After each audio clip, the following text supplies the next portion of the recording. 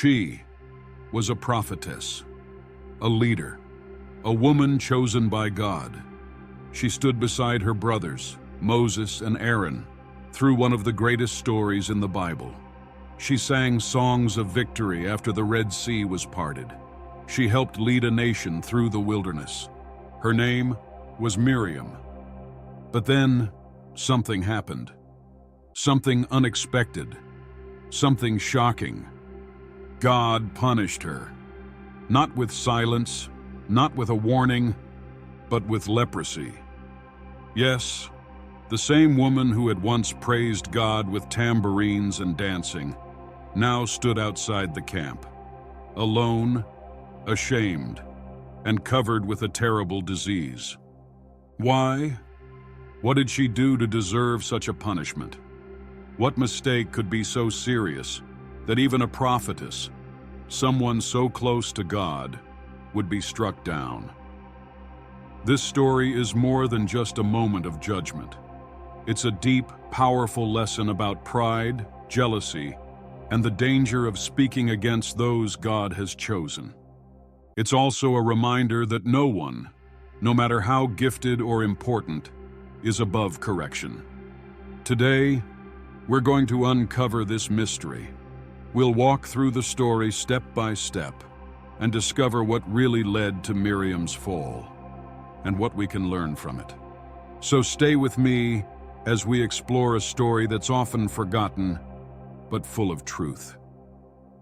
This is the shocking fall of Miriam. Why God struck the prophetess with leprosy. Miriam was not just any woman in the Bible. She was someone special, chosen by God, deeply respected, and part of one of the most important families in Israel's history. She was the older sister of Moses and Aaron, and from her early years, she played a big part in God's plan for his people. If you remember the story of baby Moses floating in a basket on the Nile River, it was Miriam who watched over him. She stayed nearby and made sure he was safe. She even spoke to Pharaoh's daughter, helping her own mother become Moses' nurse. That was the kind of girl she was, bold, smart, and ready to act. As the Israelites grew into a nation and escaped slavery in Egypt, Miriam didn't fade into the background. She stepped into a powerful role. The Bible calls her the first female prophetess, Exodus 15:20. That means God gave her messages to share with his people, and the people listened.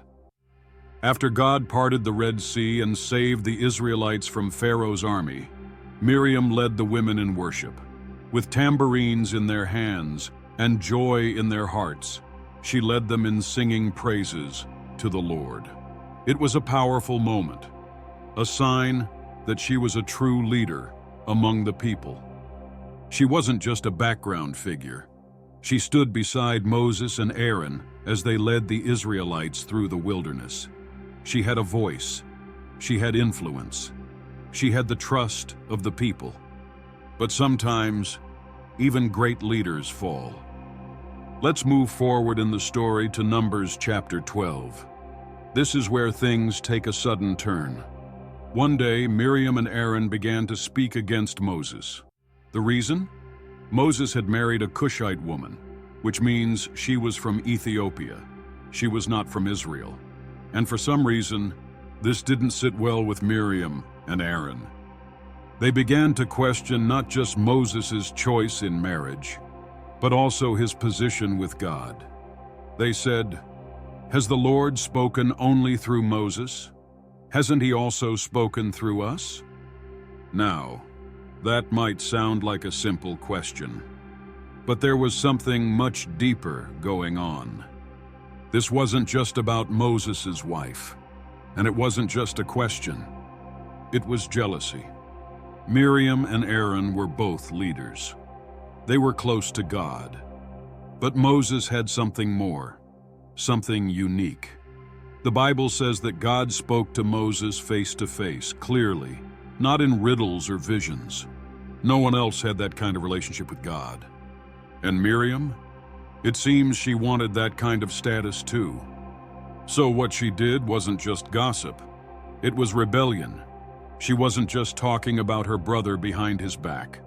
She was challenging God's chosen leader. And by doing that, she was challenging God himself. This was serious. And God was listening.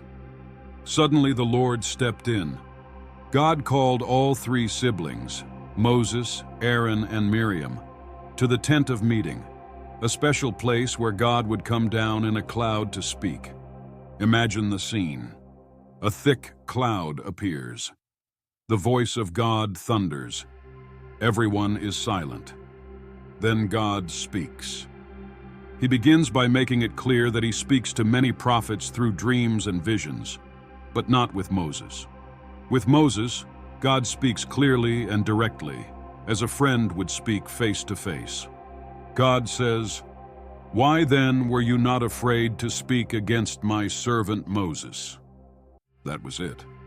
God had heard their words, and he was angry. The cloud lifted, and suddenly, Miriam's skin turned white as snow. She had been struck with leprosy. Leprosy was a terrible disease in ancient times.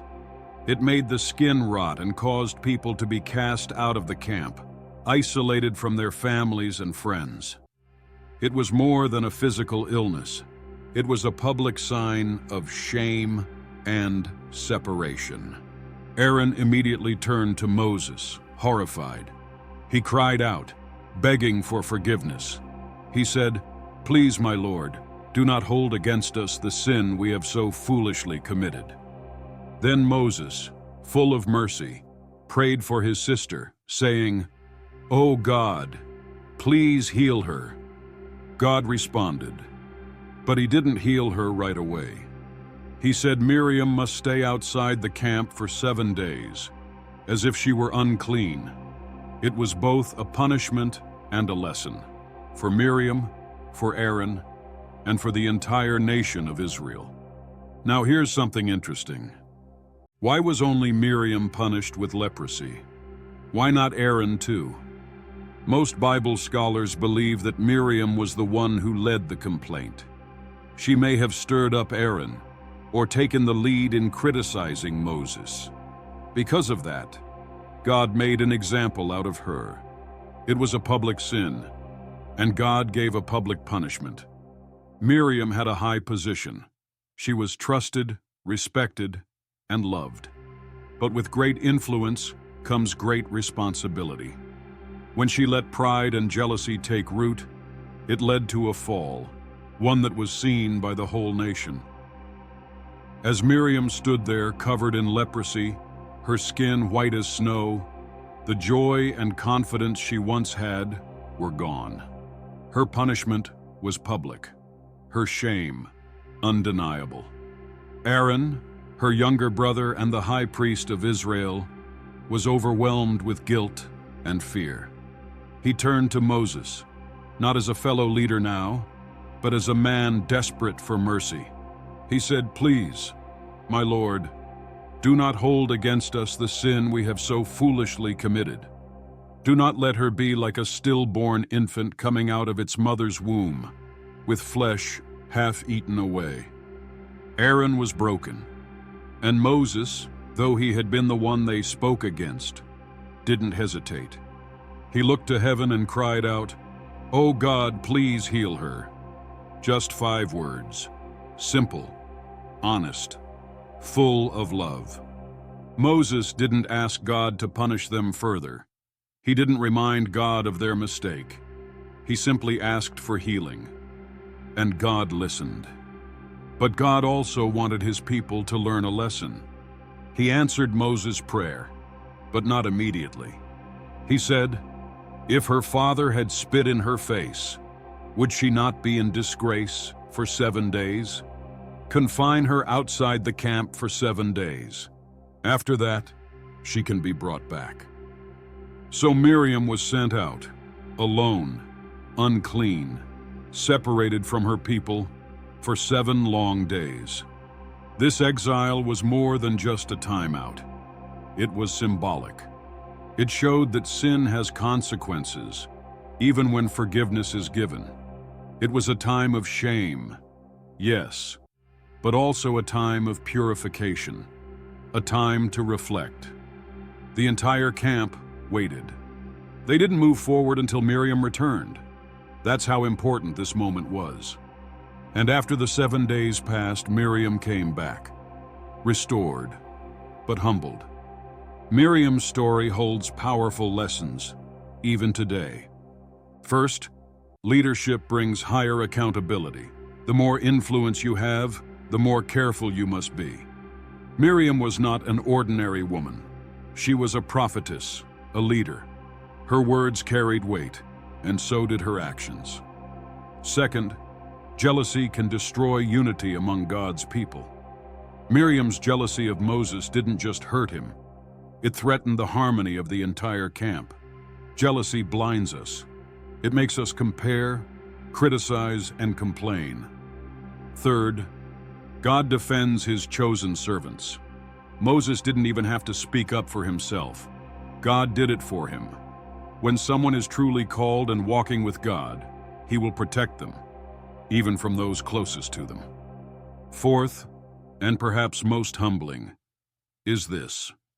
Even prophets are not above correction. Just because Miriam was a prophetess didn't mean she was perfect. God still held her accountable. He still disciplined her. And he still loved her. Lastly, our words matter. What we say about others, even in private, can have big consequences. Speaking against someone God is using is not a small thing. It's dangerous. It shows what's really in our hearts. So what happened to Miriam after this? She was brought back, forgiven. But something had changed. She never led like she once did. Her name appears again in the Bible, but this story marked a turning point. Her fall was public, and even though God showed mercy, she never fully returned to her former role. And it makes you wonder, what would have happened if Moses hadn't interceded? That simple, heartfelt prayer, "Oh God, please heal her," might have saved her life. Sometimes the prayers of others are what stand between us and disaster. And sometimes we're the ones who need to pray for someone else, even when they've hurt us. Now let's turn the question to you. Have you ever harbored jealousy in your heart? Have you ever spoken against someone you didn't fully understand? Have you criticized a leader, quietly or loudly, without knowing the whole story? These are hard questions, but important ones. Because the truth is, if it happened to Miriam, it can happen to any of us. We need to stay humble, watch our words, and support the people God is using, even if we don't always agree with them. So now it's your turn. What do you think about God's response to Miriam? Was it too harsh? Or was it a wake-up call we all need to hear? Let me know in the comments below. And if you found this story eye-opening or encouraging, don't forget to like, share, and subscribe. There are many more powerful stories in the Bible waiting to be uncovered. Thanks for watching, and I'll see you in the next one.